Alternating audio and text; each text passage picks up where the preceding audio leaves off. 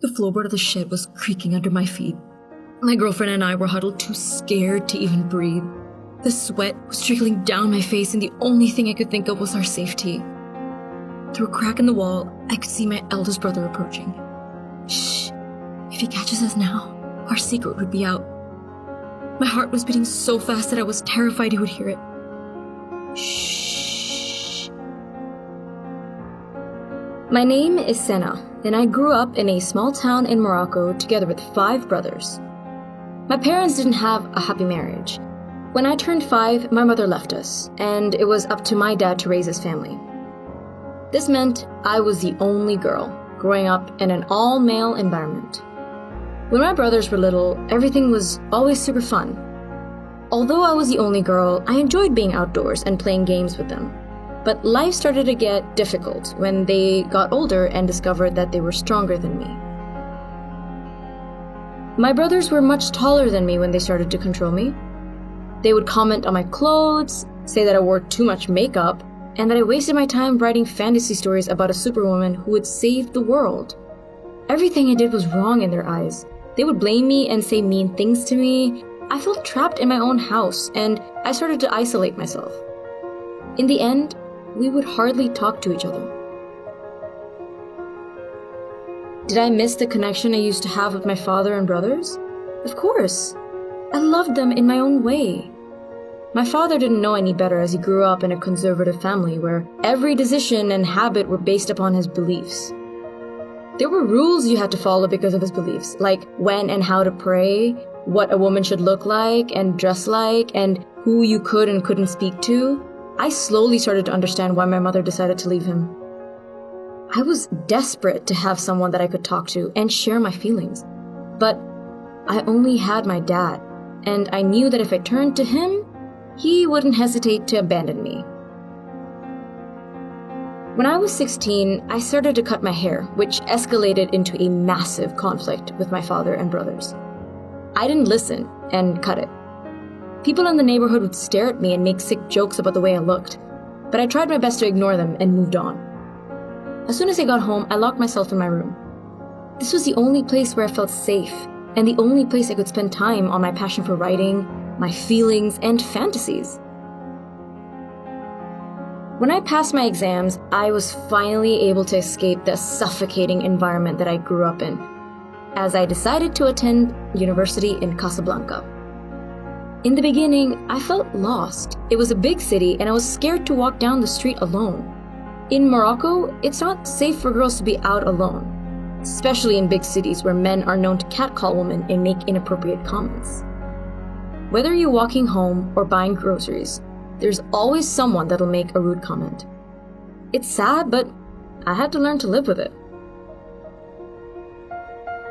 One day, I was on my way home from university when a girl got on the bus. I don't know why, but for some reason I felt an instant attraction. She sat down a few seats in front of me and I just couldn't stop looking at her. I desperately wanted to talk to her, and I was figuring out how I would get her attention. When the woman next to her got off, I didn't hesitate and asked her politely if I could sit next to her. "Yeah, sure," she said. I tried to be subtle by looking at her sometimes, but not for too long in case she noticed me staring. She took a book out of her bag, and I asked her what she was reading. She responded with a shy smile and said, "The Price of Salt." This was when I knew she was just like me. We met a few times, and it didn't take long for our friendship to turn into a relationship. Back in that time, it was okay to go out and walk hand in hand with a friend, even though you were constantly being watched by everyone around you. If you did anything that looked remotely suspicious, the police would be informed. So, in public, we pretended that we were just friends. Just like the one day when we were sitting in her car in the parking lot of a shopping mall. We were only talking and had both put our seats back. All of a sudden, we saw a creepy man lurking through the side window. We got so scared and we screamed at the top of our lungs, and that's when he ran away. It was clear that he thought we looked suspicious, because 5 minutes later, a police officer was standing right next to our car. My girlfriend started to freak out. I calmed her down by playing the radio and acted as if nothing happened. The police asked what we were doing and why our seats were pulled back. They made some nasty remarks, and one of them blew his cigar smoke in my face. Luckily, in the end, they only asked to see our IDs, but we both knew this could have ended up much worse for us. My girlfriend was so affected by everything that she began to distance herself from me. At the same time, my father got sick, and I decided to go back home to take care of him. Immediately, I could feel the controlling natures of my brothers again. I missed my girlfriend and desperately wanted to Skype with her, but the internet connection was so bad that I could barely communicate with anyone. When I arrived back to Casablanca, my girlfriend told me she didn't want to see me anymore.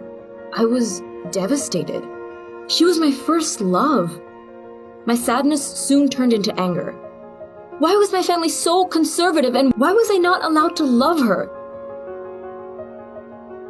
It took a year before I started to go out again, and that's when I met another girl. She came from a similar background as me and had gone through many problems with her family. We just couldn't stop talking to each other. It turns out she was married off at a young age but felt trapped in her relationship.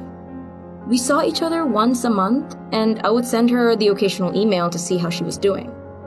During one of our Skype conversations, she told me how she admired people who dared to come out and express themselves for who they are and what they think. I told her that every person should be able to choose who they want to be with, and that no one else can decide that for them. At that time, I had a part-time job in a bookstore, and one day, out of the blue, she entered the store. This happened again the next day, and the day after that, and the day after that. Every day she would come in pretending to find a book, purposely not looking at me as if she was afraid to be seen with me. One day, she didn't come in, and I felt so heartbroken. I spent the whole day checking my watch, hoping she would walk in before my shift was over. Thankfully, she did, and that's when I decided to ask her out for a cup of coffee. And to my surprise, she was more than happy to join me. We went to a cafe and began talking about anything and everything. She told me that she wanted to leave her husband, but didn't know how to go about it, and was afraid of the consequences. When I got up to go to the toilet, she followed me. As we were standing in front of the mirror, she asked if she could borrow my brush. We giggled nervously when our eyes met in the mirror.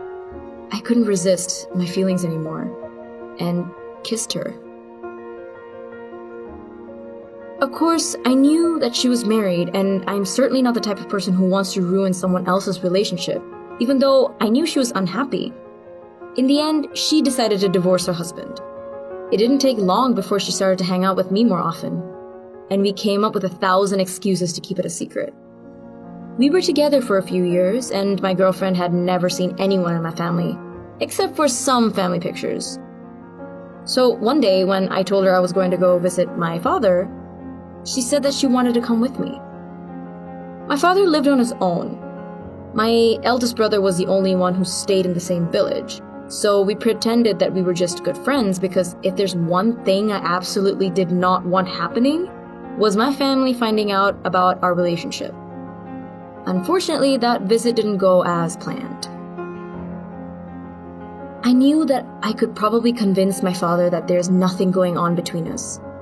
Everything was going smoothly until my girlfriend and I were watching TV in the living room, and my older brother, who I was most afraid of, unexpectedly showed up. He knew me well enough to know that I was keeping something from him. I panicked and wanted to hide. I was sure that if he knew that I was in a relationship with another woman, he would never let me see her again. To avoid my brother, we ran outside and hid in the shed. My girlfriend and I were huddled together, too scared to even breathe. The sweat was trickling down my face, and through a crack in the wall, I could see my older brother approaching. Shh. If he catches us now, our secret would be out. My heart was beating so fast that I was terrified he would hear it. Shh. But he found us. He got really angry and went straight to tell my father and the rest of my family. This was a nightmare. They thought it was a temporary illness that I could be cured from. My uncle, who also lived close by, yelled at my girlfriend. He said that if she ever showed up again, he would throw honey all over her and let a swarm of bees attack her. It was awful what they said to her. My girlfriend then ran away and didn't want to see me anymore. This was the second time my chance at finding love was taken away from me. Even today, my brothers keep a careful eye on me and try to control what I'm doing. But I've gotten so much smarter when it comes to avoiding them and hiding things from them. I use a fake name for my blog to report all the hardships young women face in Morocco with their strict traditions and negative views. We often forget that there's still many places in the world where you aren't allowed to express yourself, and that people who are seen as different are still considered wrong. But here I am today, in the Netherlands. I was invited by RNW, an international radio station, to speak at Pride Amsterdam about my experiences and join the Canal Parade. I want to raise awareness to show countries like mine how places like the Netherlands accept the LGBTQ+ community. I hope that my work as a writer and activist would contribute to a more accepting LGBTQ+ environment worldwide, and that people understand it is okay to be different.